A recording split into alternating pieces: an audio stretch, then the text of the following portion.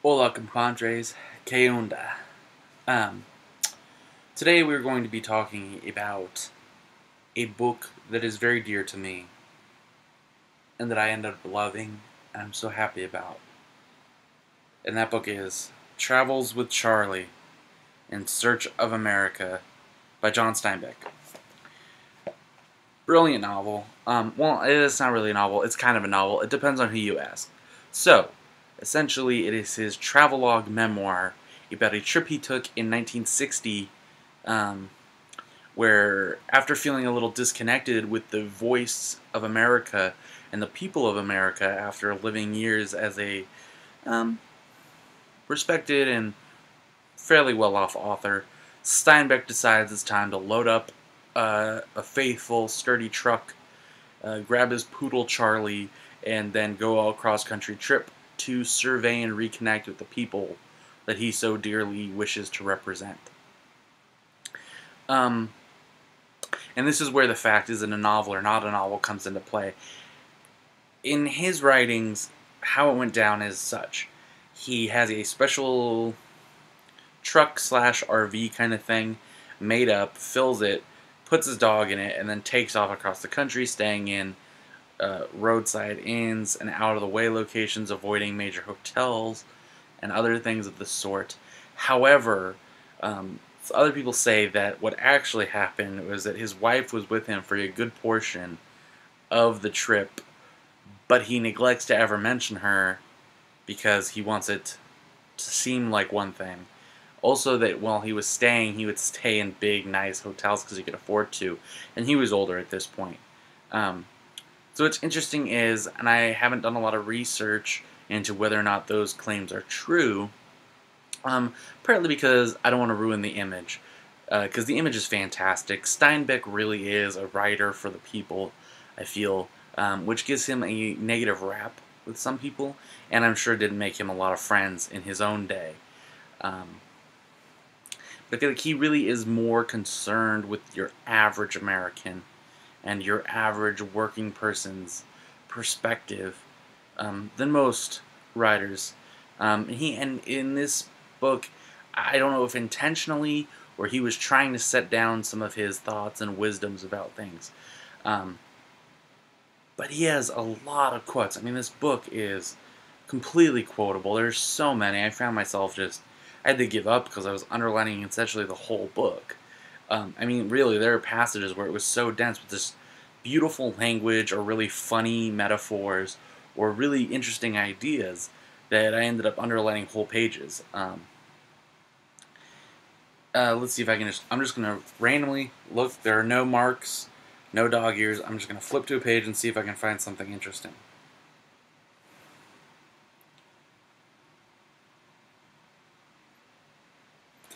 Boom.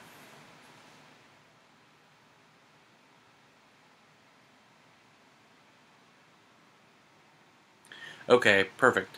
There are two underlined passages here on back-to-back pages, and this is essentially a part where he's just driving along the main thoroughfare highway, which he says he avoids at all costs, because when we get these throughways across the whole country, as we will and must, it will be possible to drive from New York to California without seeing a single thing. Essentially his point being that you drive on these things and you're so focused on what's ahead of you and just going in a straight line that you don't really notice the countryside and all the minute details and interesting lives and rhythms that are going on around you. And then he says, a result of this are the highway cafes, where everything that can be captured and held down is sealed in clear plastic. The food is oven fresh, spotless, and tasteless, untouched by human hands. And he goes on in many places to elaborate on this. And he says some truly, really interesting, wonderful things, has a lot of interesting observations, and he does a lot of reminiscing or commenting on how modern America is drifting away from the past he knew, but he also comes to terms with the fact that he's romanticizing the past. Like he's saying the food is tasteless and untouched by human hands. He says later on that he knows that often the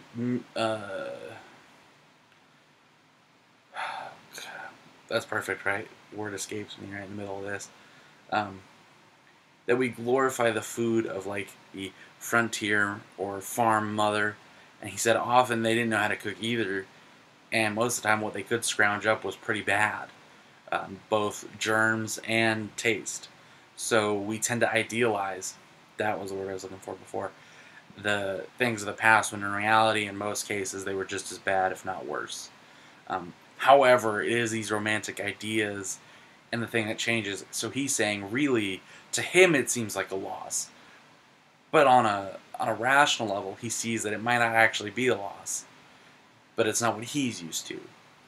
It's an interesting book in that you can imagine Steinbeck, who identified so much with a time and a place, is entering into this tumultuous time, the 1960s, and a big radical change in the country, that he kind of went out to seek his place in this new country and came away not knowing where that was.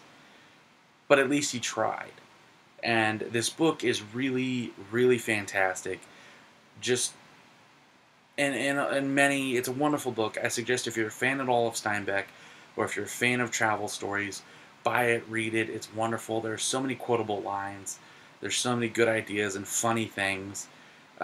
There's a certain way, Steinbeck has a certain way of just writing things that I love the way they sound, even if they're totally stupid. There's a part where he's comparing himself to a turtle, and I loved it. I'm going to try to find it. Where he says he must carry his house on his back like a turtle.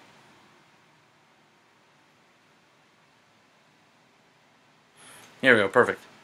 I had to go alone, and I had to be self-contained. A kind of casual turtle carrying his house on his back. I love that. That's a great freaking line. Like a casual turtle. What does that mean? Nothing. But it sounds fantastic. And I love it. Steinbeck, buy it. Charley the poodle. Great character.